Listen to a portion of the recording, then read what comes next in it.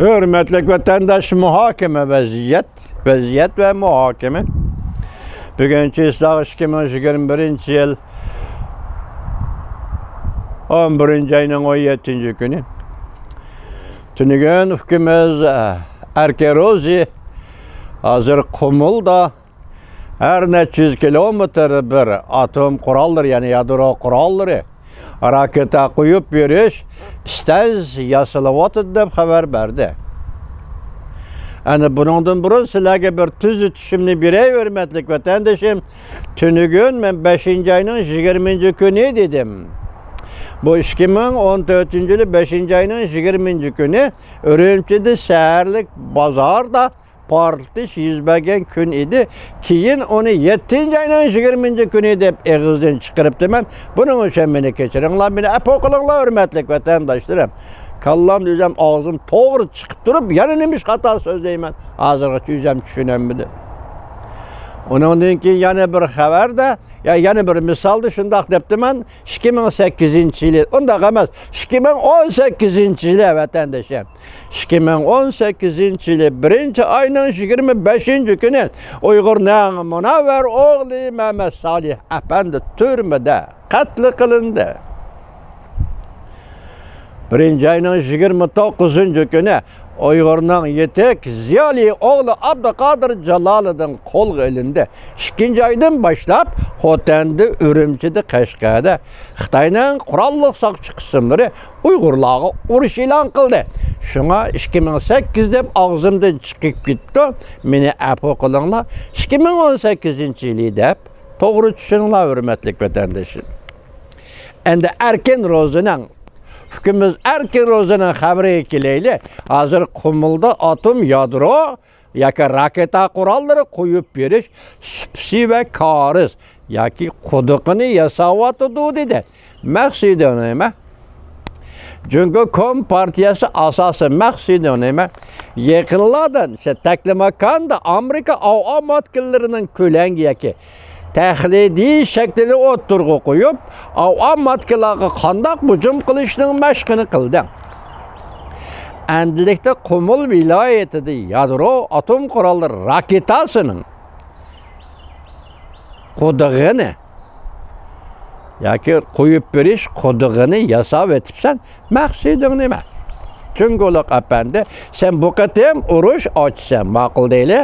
Sen 3. dünya uruşuğa tayyorlik kılıvatsan, şundak değil. Sen azı G'arb dünyası bilen Tayvan bu kızıdı bir uruş payda kılmakçı buluvatsan, maqul değil. Senin niyetin şundak bolsun, sen şundak kılıvatsan, cüngnankay, hoş. Bu uruşunu sen teklemakanga, Uygur'un vatani Uyguristan'a başlap kirmekçi mi? Mesela teklimakanda şirketim Amerika'nın avam matkisinin modelini, tahlidi modelini oturup koydun. Ene kandak hücum kılıçlı meşk kıldın. Cüngoluk efendi, cüngnankay. Endilikte Kumul'da atom, yadro kurallarının kuduğunu, yaki raketa koyup biriş kuduğunu yasavat sen. Bunu hükümümüz erken rozu haber kıldı. Məqsədin nima? Çünkü Kom partiyası sen bu kadar Amerika bile yaki G'arb dünyası bile elişidiğen uruş tüpeyli yaki üzerinin hiyalı da şu uruşni kılıç tüpeyli bu uruşni Uyguristan'a teklimakan başlap kirmekçi mi? Xitay hükümeti sen şunda koylav atamsın ha? Belki bu senin hiyalında, belki bu senin planında, belki bu senin orullaştırışında. Başkalarca.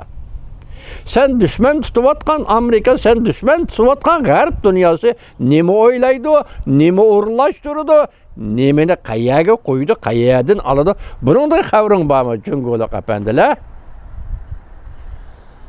Eşitmedin, eşkep yok. Bir tarafta söhbet.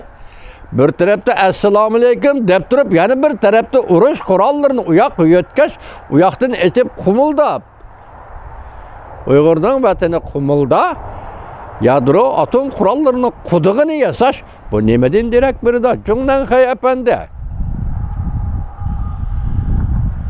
Andan muşu söhbet buluvatkan arlıqda Tayvan'ga yana her bir ayrı plan evettiniz, Cüngnankay, bu nemeden direkt biri de. Lekin bu qatim suhbatdan keyin Amerika Qo'shma Shtatlarning prezidenti Joe Biden dediki, Tayvan mustaqil bo'lamdi, bo'lmamdi, bu tamam Tayvanlikning o'zining ixtiyoridagi ish. Ala sharini jo'naqa.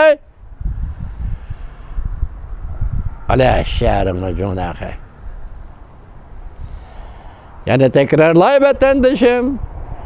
Prezident Joe Biden shundoq dediki, suhbatdan keyin Tayvan mustaqil bo'lamdi, bo'lmamdi, bu tamam Tayvanning o'zining ishi. Yaş qayerga kelganligini, qayerga yetib kelganligini jo'naqaysiz bilib olasiz, tushunib olasiz. Bu qatimqi suhbatning mavzusi sizga ogohlantirish. Kayni suhbat o'tkazish, masalan, Prezident Joe Biden mushu 10 oy ichida 9-oyning 9-kuni bir qatim, 2-oyning 10-kuni bir qatim telefon suhbati Rais Xi Jinping bilan. Endilikda 15-16-kuni 11-oyning yana bir qatim ekran suhbati o'tkazib, Jungo hukumati kaynidan berayotgan birli signal, birli ogohlantirish, raqobat o'z joyida bo'lsin. Hargiz bu olqib chiqmasin. Teshib ketmasin. Yoki muqim nuqtadan yana olqib voqea paydo qiladigan darajaga yetmasin. Jungolik apandilar biz sizlar bilan to'qinish paydo qilmaydi. Ikki davlat to'qinishning oldini olaydi. Birlashib to'qinishning oldini olaydi. Bu Amerikalikning yaxshi niyati. Amerikalikning an'anaviy siyosat, dunyoga tinchlik, jahonga tinchlik. Agar bu yo'lni qabul qilmay tavakkalchilik qiladigan bo'lsangiz, Jungo hukumati, bu tamam o'zingizning ixtiyoridagi ish. Lekin siz hozir atom yadro qurollarining raketa qo'yib berish bazasida qumulga yetkazsiz, Amerikaning avom matkalarini nishon qilish, taqlidiy nishonga ilishni taklamakonga yetkazsiz, g'arizingiz faqat bir. Agar urush portlab qolsa, bu urushni taklamakonga, Uyg'uristonga elib kirish. Dunyo siz o'ylagandek undaq oddiy dunyo emas. Dünya siz o'ylagandek, siz qurgan qopqonga tushadigan dunyo emas. Bu dunyo g'arb dunyosi, Amerika xalqi yetakchiligidagi dunyodir. Jo'naqay bu nuqtani to'liq bilib oling, to'liq tushunib oling. Jo'naqay